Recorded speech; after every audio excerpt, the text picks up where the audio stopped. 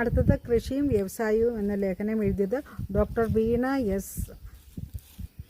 മനുഷ്യ സമൂഹത്തിൻ്റെ വളർച്ചയിൽ കൃഷിക്കും വ്യവസായത്തിനും വളരെയധികം പ്രാധാന്യമുണ്ട് എന്ന് ഈ ഒരു ഭാഗത്ത് പറയുന്നു. മണ്ണും മനുഷ്യരും എന്ന ഭാഗത്ത് അതിപ്രാചീനമായ കാലം മുതൽ മനുഷ്യനെ സംസ്കാര സമ്പന്നനാക്കിയ പ്രവർത്തനങ്ങളിൽ ഏറ്റവും പ്രാധാന്യം അർഹിക്കുന്നത് കൃഷിയാണ് എന്ന് പറയുന്നു.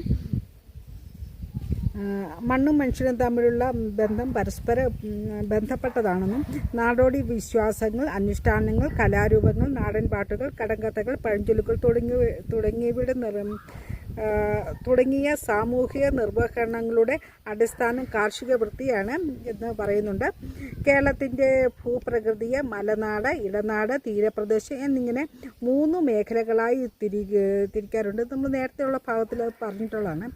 കിഴക്ക് മലനാട്ടിൽ പർവ്വത നിരകളും അതായത് ഈ ഹൈറേഞ്ച് ഭാഗങ്ങൾ, കിഴക്കൻ മലനാട്ടിലെ പർവ്വത നിരകളും നിബിഡ വനങ്ങളും കാണപ്പെടുന്നു. ഇടനാട്ടിലെ ചെറു കുന്നുകളും അടിവാരങ്ങളും നെല്ല്, തെങ്ങ്, റബ്ബർ, കാപ്പി, തേയില തുടങ്ങിയ കൃഷികളാൽ സമൃദ്ധമായിരിക്കുന്നു. പടിഞ്ഞാറ് തീരപ്രദേശത്ത് കായലുകളും തോടുകളും അവയ്ക്കിടയിലുള്ള നെൽവയലുകളും തെങ്ങിൻ തോട്ടങ്ങളുമാണ് മുഖ്യം. കേരളത്തിൽ പ്രധാനമായി 12 കാർഷിക കാലാവസ്ഥാ മേഖലകളുണ്ട് എന്ന് ഇവിടെ പറയുന്നുണ്ട്. അടുത്തത് പറയുന്നത് ധാന്യവിളകളെക്കുറിച്ചാണ്.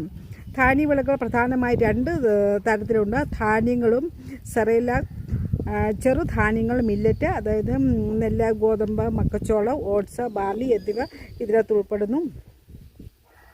ഇവിടെയൊക്കെ കൃഷി പിന്നെ ചോളവും കേരളത്തിൻ്റെ ഒരു ധാന്യവിളയാണ് എന്നൊക്കെ ഇവിടെ സൂചിപ്പിക്കുന്നുണ്ട്.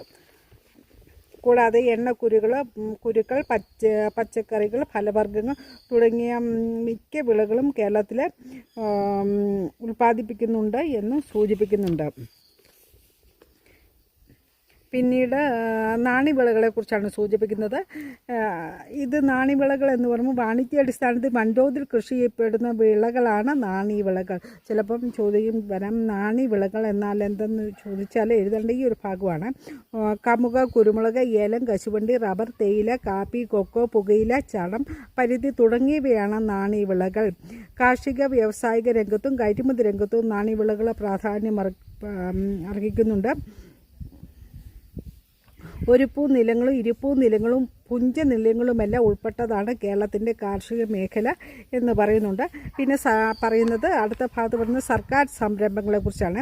കർഷകരെ സഹായിക്കാനും കാർഷിക ഉൽപ്പാദനം വർദ്ധിപ്പിക്കാനും